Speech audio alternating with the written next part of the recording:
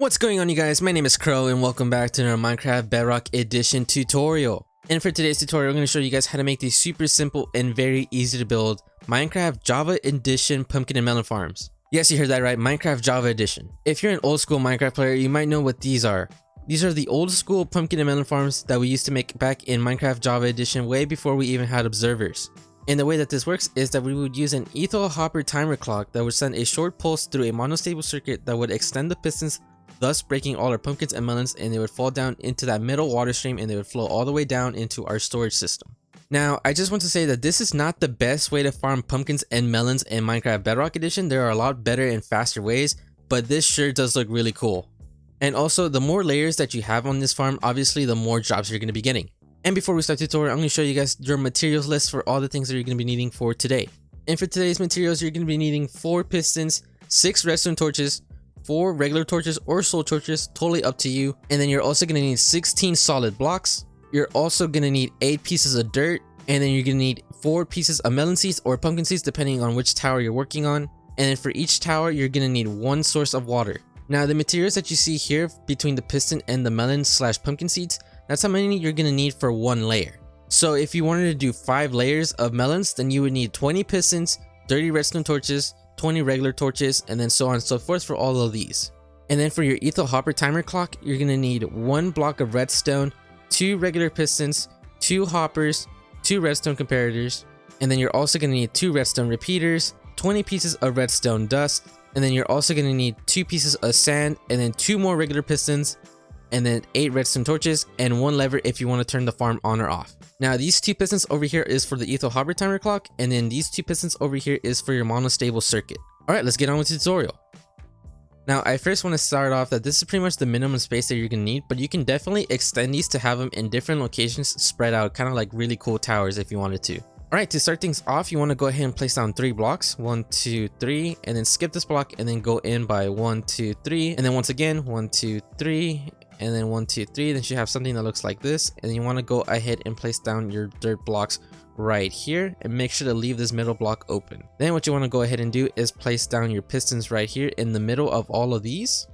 And after you have done that, you want to go ahead and pick 2 different sides. So I'm going to pick this side right here and this other side right here.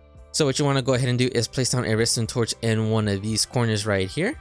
And then what you want to go ahead and do is place down a block on top of those, and then you want to go ahead and place down 2 more redstone torches right there.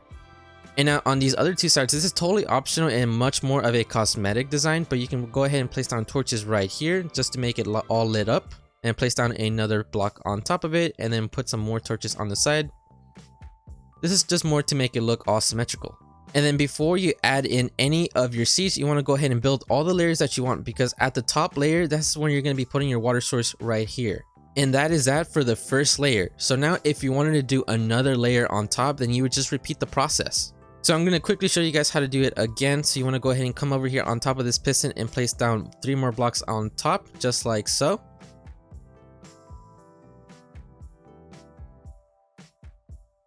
After you have done that, once again, fill this circle in with dirt, except for the middle. And then once again, place your pistons right here in the middle sections. And then you want to come up over here once again and place down another redstone torch right here. And make sure you're doing that on both of the opposite sides that you chose first on the first flare. And then once again, place down a block on top of that redstone torch, and then place down 2 more redstone torches on the side. And then once again, with the soul torch or your regular torch, just go ahead and do the exact same thing. And bam, that's pretty much how you keep on stacking this. And then you can keep making this as high as you want, but just keep in mind you're going to be needing a lot more materials, but then you're also going to be getting a lot more pumpkins and melons. Now, if you wanted to build it exactly like how I have it, where they're evenly spaced apart, you want to go out from this middle block 1, 2, 3, 4, 5, 6, 7, 8, 9, and then on your 10th block, you want to go ahead and do out the 3 layers again. And then once you are here, it's pretty much just repeating the exact same process once again. So I just went ahead and built up a second layer, but whenever you are done building as high as you want to go ahead and place on a water source at the top. And then after you have placed your water source, you want to come to each of these corners and use your hoe, and then that's where you want to plant your pumpkin or melon seeds. Alright, so you have finished building your tower. So the next step you want to go ahead and do is dig out an area all the way around your farm, just like how I have it right here, and then you want to make sure that it is 3 blocks deep. As you can tell, I have it 1, 2, 3 blocks deep, and then what you want to go ahead and do now is remove all the dirt around it. Alright, and then you should almost be done digging this out, but before you do that, you want to make sure that you come down underneath where the water source would be and punch out the block directly underneath it, so then whenever you remove this block, the water is just going to go into the hole and not all the way around. And make sure you do that on both sides. Alright, now hopefully you should have something that looks like this, and then what you want to go ahead and do is from this hole right here, you want to count out 6 blocks, so 1, 2, 3, 4, 5, 6, and then on that 7th block, go ahead and place down a temporary block and then a hopper facing into that temporary block, break the temporary block, and then place down another hopper facing into that exact same hopper, just like that. And then from here, you want to go ahead and grab your 2 comparators and place one right here and then one right here. The next step you want to go ahead and do is place down your redstone block on top of this one right here. And then what you want to go ahead and do now is place down a block right here and with redstone dust on top. And then from there, you can go ahead and use this hitbox right here from the redstone dust to place it down right there, and another one right here. You should have something that looks like this. And what you can do right now is you can go ahead and place down a lever right here. This is to turn on and off the farm. Alright, so after you have placed down your lever, you want to go ahead and come out to this hopper right here that's aligned with this water. You want to go ahead and place down a block on both sides just like here. And then you want to go ahead and place down 2 redstone dust right here and right here. Break this block on both sides and place down a piston like that. And you should see that it should be extending.